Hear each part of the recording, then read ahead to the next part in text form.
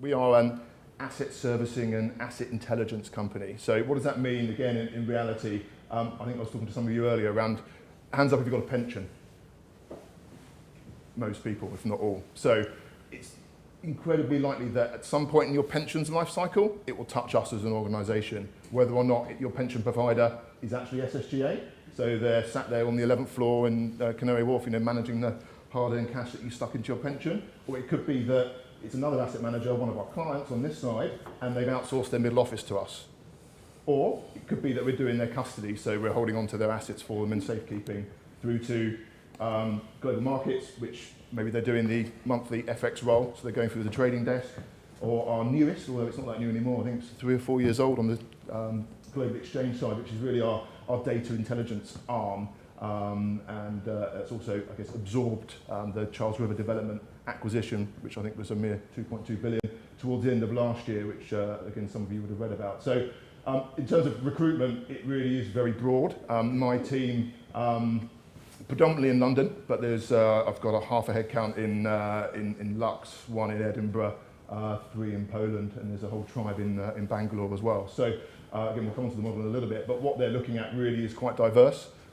We are aligned by divisions, but ultimately most people are generalists in their approach at some point. So onto the model, diligently created by myself and Adam. So it is somewhat simplistic, but hopefully goes to demonstrate where the exec piece fits in, but ultimately the overall model. So I'll start from the top of the pyramid. So the executive recruitment team, which is 5? 4? Yeah. 5.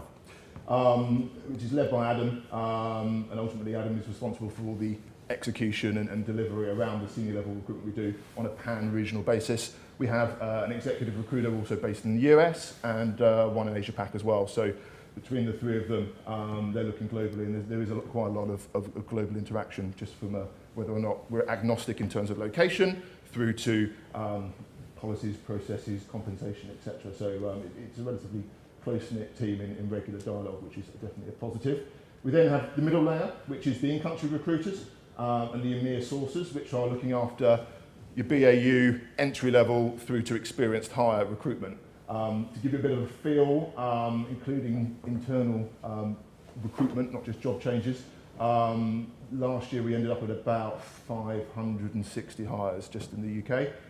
Year before we were near 700 and something, so recruitment is slowing down. It's continuing to slow this down. You've probably seen the press that we are having a bit of a reorg globally at State Street, which means that recruitment is a little quieter right now, but we expect that to pick up as we go through the year. But it's given us a chance to take a breather and get all the housekeeping done, which we don't normally do. But so that's the middle layer of in-country, and then associate recruitment. So what is associate recruitment? It's essentially our entry-level recruitment, associate 1, which is school leaver, university leaver, through to senior associate, which might be a 2nd or 3rd jobber. We have a very strong relationship with the HR business partners and the country heads where appropriate, where we'll be partnering with them, especially at the executive level, and they'll be very much part of the assessment and recruitment process, cradle to grave, along with GTR's another acronym which some of you might be familiar with, but it's Global Total Reward. So the comp team, who again, especially from the executive side, are heavily involved.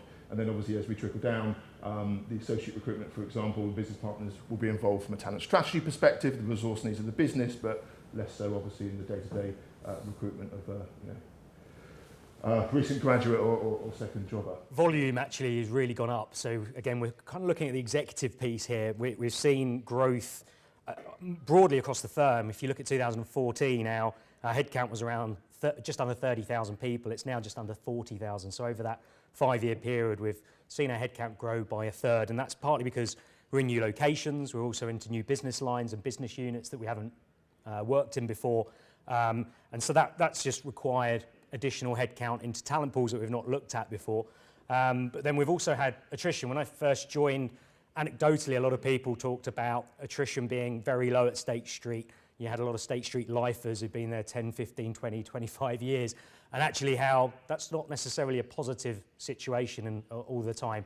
We want to be innovative, having people that are very much married to the old processes, and if you're not bringing in new blood with new ideas, that can actually affect how you're doing stuff. So we've really seen a blend of both growth and attrition at the exec levels as well. We've seen sort of 50-50 in terms of brand new roles that we've not had before versus 50% of replacement, and that's just resulted in what's been over a 3-year period, a 150% increase in exec hiring. So volume's been really very prominent, but from a delivery perspective, that brings new expectations around delivery. You're bringing in this new blood to sort of come in and run big parts of our divisions and our processes. They have different expectations to what we were doing before. The whole idea of exec search is to either provide an in-house version of what you'd get from an exec search firm or to engage with a retained firm. And so what we've had to do is really up the quality of our direct delivery in terms of the candidate insights and the slates that we've got. The quality of the people on those slates really have to be very thorough. They have to show a lot of great information about those individuals. And so even just with how we're presenting that, we've had to think about how we're presenting this stuff in terms of looking at the core competencies for roles and skill sets and just how do these candidates align. So delivery, a lot of scrutiny over just the approach that we're taking, and we've had to move with that to really ensure that we're delivering good insights, good information in what is, with the world of more readily available data, in a good time to fill. So, and that's really very complicated because then the complexity of our jobs have really increased. With all these new divisions and business units, they bring in their own processes. Consistency is very important, so trying to push back and ensure that we've got a consistent process isn't always easy, but we try and do that. But I'm sure a lot of you are seeing as well, when I look back at my first in-house on-site role sort of 13 years ago, the amount of controls and compliance now is incredible, the amount that's come into place. We've got so many other control elements that's now sitting in TA that I find, things like right-to-work checks, but payroll elements that didn't necessarily sit with me certainly an RPO TA model that now sit with us. But then from location to location, you've got different entity approval chains that you've got to think about, and different regulators with different comp approaches, which is really, it's a very complicated scene across all of our different locations in EMEA. Trying to really tackle that isn't easy. And to Andrew's point, we have to really partner very closely with our COE. I'm sure lots of banks are going through the same margin pressures that we are. Our revenues are directly linked to asset values, and the markets fluctuate. So, we are being encouraged where possible to avoid agency usage where possible, which we do very well because our delivery is pretty good on the direct front. But even where we can't use agencies, we are also looking to just ensure better governance around that usage, so we get better price points. And we're doing 80 to 85% now through other channels rather than just agency. So we're doing very well on that part. And then just thinking logistically around instead of flying everybody everywhere for every single recruiting process, we're trying to bring people into our offices where there's video conferencing, do phone conferences, and then just fly over the final couple of candidates that we might have. So we referenced a little bit the operating model, so I won't spend long on that, but just by taking out of the recruiter role some of the administrative purposes that you've got now sat with coordinators and the sourcing elements, it means recruiters can really focus on stakeholder management, looking after those processes from end to end, and sourcers can really think about the quality of those candidate slates and the pipeline. So the operating model changes have really helped us with that. But to Adam's point around the operating model, it changed around this time last year from a BAU perspective. I think it's worth calling out where we have what's called Global Employee Onboarding, which is also out in India, which is a team of, I think, 30 or 40 now agents, partners. They're all in-house, managed by one of my ex-colleagues who used to be based here in the UK. And they, after offer, manage the whole, what we call pre-boarding, so up until day one. So they will take care of making sure that the contract comes back, making sure that people are not hired down, i.e. employee records created unless they've got the necessary right to work checks, i.e. all the control procedures. They'll make sure that the background checks are complete, that any alerts are signed off, and the necessary governance and follow-ups around that. So to Adam's point, taking away all of that which sat in country from a high-cost location perspective, but also a lot of it which sat with the recruiters and took them away from the relationship management aspects, both with the manager experience and the candidate experience, but also meant that they could step back into being what they would say is being a recruiter, rather than, I think everyone can probably empathise with the in-house role. You can die under admin if you don't, think carefully around how this is positioned on an operating model basis. So around delivery, we referenced working much more closely with HR business partners, as I'm sure it resonates. You're in TA, they just see you as part of HR, so they just send you lots of random decisions to make and things to help with. So we've partnered much more closely with our COEs, and we created, Andrew really led on it, but we created a RACI of responsibilities with associated timelines that have helped us with that interaction with the COEs to make sure we're aligning to timing. Diversity, I think we could probably talk all day about diversity. We've really looked to tackle it with internal changes that look to take tone from the top and just make sure our leaders are talking at events, writing blogs, and then we're actually aligning targets and goals that really help them with that to ensure that they're accountable with the relevant metrics. And then we've changed that with our TA model in terms of how we source. We've acknowledged that we might be able to get a male candidate as an applicant after one call. Female candidates can take a bit more time in terms of added calls to that. So we've baked that into our processes so that we can really get diverse slates together.